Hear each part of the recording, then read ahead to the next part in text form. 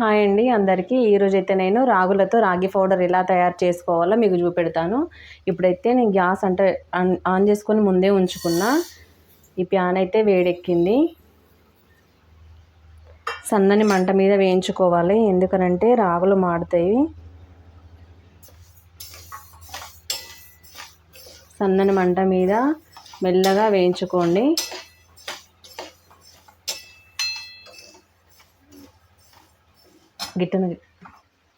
నేనైతే ఇంట్లోనే పౌడర్ చేసుకుంటా రాగి పౌడర్ అనేది. ఎందుకంటే బయట షాపులలో దొరికే పౌడర్లో ఫైబర్ తక్కువగా ఉంటుంది కాబట్టి నేను ఇంట్లోనే తయారు చేసుకుంటా. ఇది మన వెయిట్ లాస్ కూడా మంచిగా ఉపయోగపడుతుంది. రోజు మార్నింగ్ తాగడం వలన మంచిగా రాగి జావ వేసుకొని తాగాలి. ఇప్పుడైతే దూరగా వేగింది, సరిపోతుంది. ఇప్పుడైతే నేను గిన్నెలోకి తీసుకొని చల్లారినాక మిక్సీ అయితే పట్టుకుంటా. ఇప్పుడైతే రాగి పౌడర్ అనేది నేను పట్టుకున్నా. ఇక మెత్తగా కాకుండా కొంచెం బరసగా పట్టుకోవాలి, ఎందుకంటే టేస్ట్ వస్తుంది. పౌడర్ లాగా ఉంటే కొంచెం అంటుకున్నట్టు అవుతుంది కాబట్టి. నేనైతే ఇప్పుడు రాగి జావ కోసం అయితే గంజి పెట్టుకున్నా. ఇది నా ఒక్కదాని కోసం కాబట్టి 1 గ్లాస్ వాటర్ మాత్రమే పోసుకుంటున్నా. మీరు ఎంతమంది అంటే 2 ఉంటే 2 గ్లాసులు పోసుకోండి. ఇది నా కోసం కాబట్టి 1 గ్లాస్ పోసుకుంటున్నా. ఈ వాటర్ అన్నవి మసలాలే. ఇప్పుడైతే 1 గ్లాస్ వాటర్కి 2 స్పూన్ల పౌడర్ అయితే వేసుకోవాలి.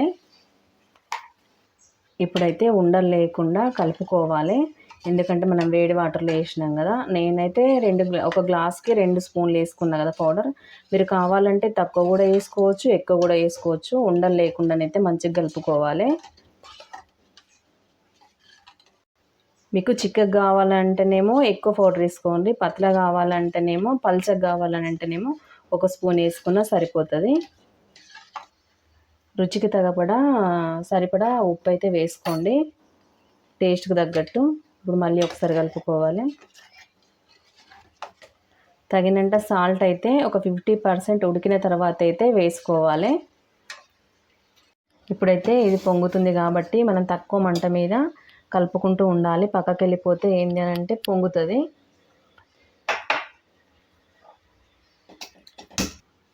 ఈ రాగి జావలో ఏంటంటే కాల్షియం ఎక్కువగా ఉంటుంది కాబట్టి ఎముకలు బలంగా ఉండేటందుకు ఇది తోడ్పడుతుంది.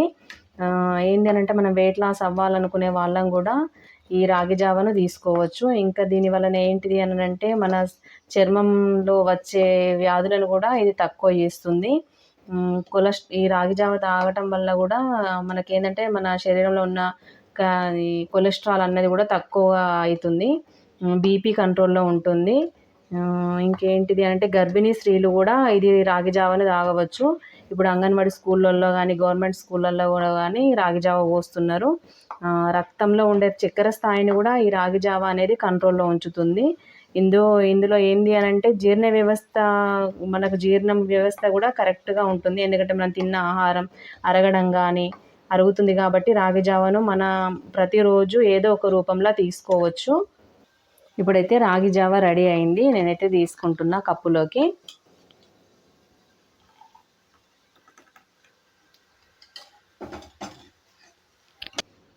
ఇప్పుడైతే రాగి జావ అయితే రెడీ అయింది, నేను కప్పులోకి తీసుకున్నా. ఇందులో నేనైతే నిమ్మకాయ పిండుకొని తాగుతా. కొందరికైతే ఇది పడది కాబట్టి యాసిడిటీ అవుతుంది. వాళ్ళైతే దీంట్లో ఏంది అని అంటే నిమ్మకాయ పిండుకోవాలి. మరికొందరు చలువ అంటే వేడి అని కొందరు అనుకుంటారు కాబట్టి దీంట్లో పెరుగు కూడా వేసుకోవచ్చు. ఇంకా కొందరు ఎట్లా తాగుతారు అని అంటే నేను అప్పుడప్పుడు కూడా ఫాస్టింగ్స్ ఉన్నప్పుడు ఏంది అని అంటే దీంట్లో బెల్లం వేసుకొని కూడా తాగుతా.